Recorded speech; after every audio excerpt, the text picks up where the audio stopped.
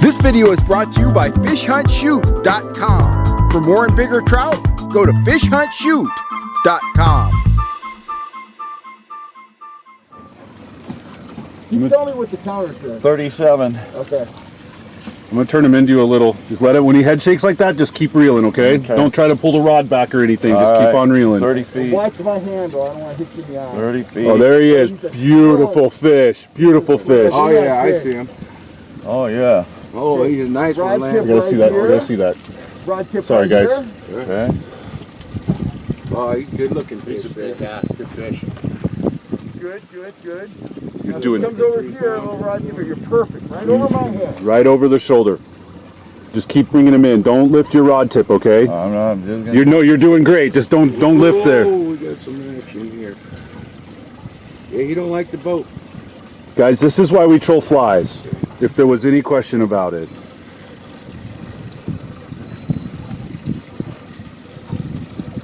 Good, good. You're gonna get a shot at him here. Just keep on reeling. Don't lift, okay? Not lifting. You're doing fantastic. You guys are veterans at this. Freaking big friggin' rainbow there. Good looking guy. There he Okay, comes. reel, Get him reel, on. reel, reel. Go over my head. Oh yeah, you got him. Holy shit. That's it, boys. That is it. Fantastic. Shit, that's a 5 pounder easy. 10 pounds easy. 10 pounds easy. Pull line off. Pull line off.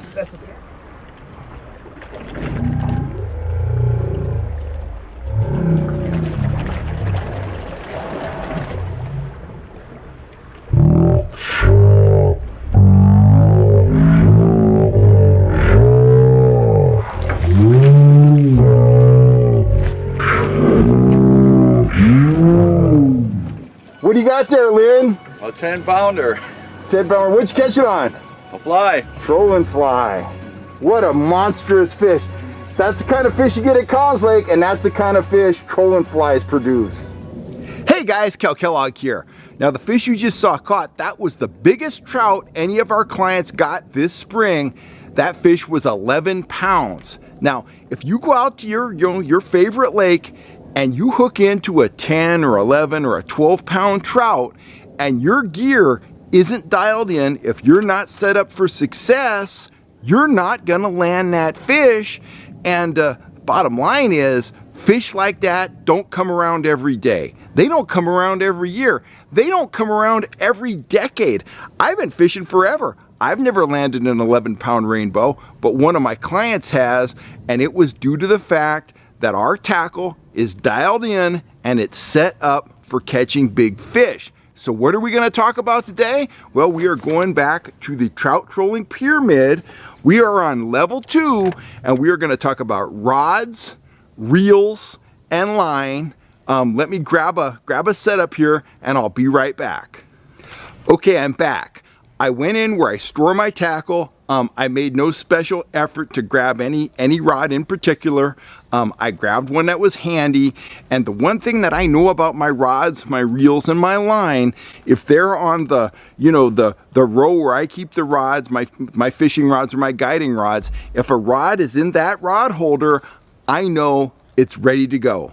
It's filled with fresh line, it's maintained, it's ready to rock. So before we get into specifics, let's start this conversation out kind of globally. And you might be thinking I'm going to talk a lot about my line of rods and stuff like that. That's not the case. We want to talk big picture here, okay? So let's start out with the rod.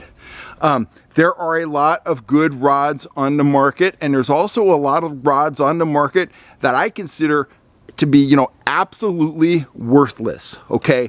Rods that I don't like. I don't like the ultralight kokanee style rod, the rod that has very little backbone, the rod that bends all the way to the handle. Those rods are great if you want to go out and catch a bunch of 10-inch fish, okay?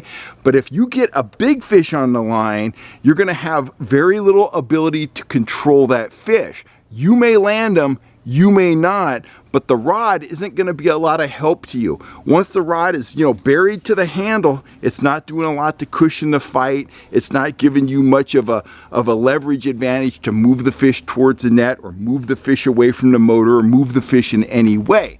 So what I'm looking for when I go out and look for a trout rod, I want a rod that's light enough in the tip to allow me to enjoy the fight of a pan-sized fish, but I've got to have enough backbone to control, land, and wear down a big fish. This is a good question to ask yourself about the gear you intend to use. You can ask it to yourself right now as you watch this on the phone or on a computer or whatever. Is my rod capable right now of battling a 10 to 15 pound trout, or better yet, a 10 to 15 pound striped bass? Now, you're not going to catch a striper up in the high mountains, but the example is a good one. And if you ask yourself that question, could I confidently land a 15 pound striper on this rig? If the answer is yes, you're fishing with something that isn't going to let you down. You know the line is fresh. You know the rod is right, it's got backbone. You know you've got a well-maintained reel with a solid positive drag in it. So always ask yourself that question before you ever get out on the water. Do I have a rod, reel, and line combo capable of landing a really big fish? Again, those really big fish, they exist in many of our lakes, but you're not going to catch them every day or every month or every year or even every decade. But when that big fish comes, when that big 15-pound brown comes up and grabs a bait that you didn't expect him to grab, you've got to have the gear to land that fish, or you're not going to be left with anything but a sad story. So, bottom line on the rod is, I like a rod that has some play in the tip, but has enough backbone for big fish. Okay, length of rod, not that important to me. 7 to 7'6". That's a great length. I don't feel undergunned with a 6'6" rod, particularly if I'm out in my kayak. So length of the rod, I don't think as important as the action of the rod. Graphite rods. I love graphite rods. They're great. They feel great. They're phenomenal. They're beautiful. They're lightweight, and they're absolutely, totally useless for trolling. You heard me say it. Absolutely useless, because graphite gives you great sensitivity. Sensitivity is not an issue when you're trolling for trout or kokanee or landlocked kings, because 99% of the time you're fishing out of a rod holder, and if you're fishing out of the rod holder, sensitivity means nothing. What does mean something to me is durability.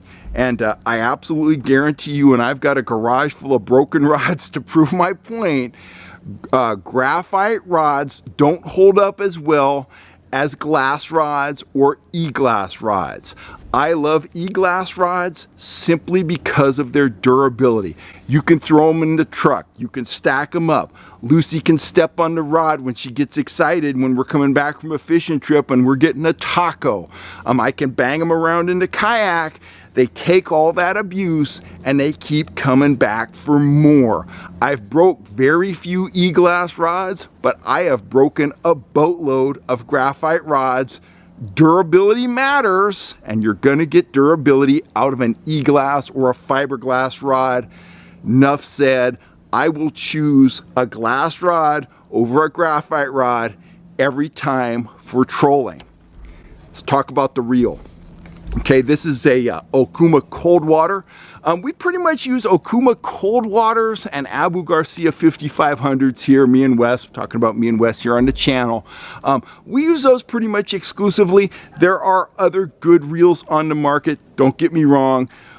These are the ones that we use, balancing price against durability, and your rod really needs to have a line counter. It's got to have a reliable line counter, because a lot of times you need to know how far back the bait is behind the boat. If you're using lead core like this and you've got 3 colors of lead core out, I'll zero out the counter at that point, and then I want to know, do I have out 25 feet of backing or 50 feet of backing? You know, if I have 3 colors of lead core in the water and I put out 50 feet of braid backing, I'm at about 25 feet deep. So line counters are critical. They just make your approach better. They make it easier to replicate what you're doing when you get into the fish. Beyond that, you want a reel with a smooth drag. You don't want a glitchy, hitchy drag. When you get a big fish on and that fish makes a run, you want it to lay out line very smoothly. We prefer to run our drags light, especially when we're guiding, because a couple reasons. One, we like the fish to wear itself out well away from the boat, and a light drag combined with play in the tip of the rod, it gives you a cushion. And that cushion can be critical when a big fish comes up, starts thrashing. You want as much cushion as you can get. Light drags, light smooth drags prevent snapped lines, and you should absolutely never, ever, ever break the line fighting a fish. The hook pull out of a fish, get shaken out, absolutely, we lose fish that way. But if you're out with a guide or a fishing partner or whatever, and they lose a fish because the line snaps, that is 1000% on them. They either didn't pay attention to detail with their knots, they didn't pay attention to detail and keep their line fresh and ready for the challenge, of a big fish, or they had their drag set too tight.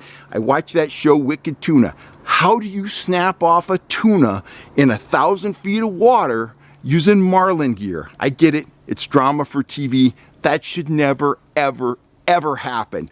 That's why reels have drags, guys. They're there to prevent you from breaking the line while wearing the fish down. Line. I'm not going to recommend any certain type of line, any brand of line, none of that. Here's what I will say about line. You need to make sure that your line is fresh, it isn't nicked, and you need to make sure that every knot you tie in your rig, whether it's a lead core rig like this that has multiple knots in it, or just a standard trolling rig that has maybe a couple knots in it, you need to make sure that every knot in that rig is tied 100% perfectly, okay?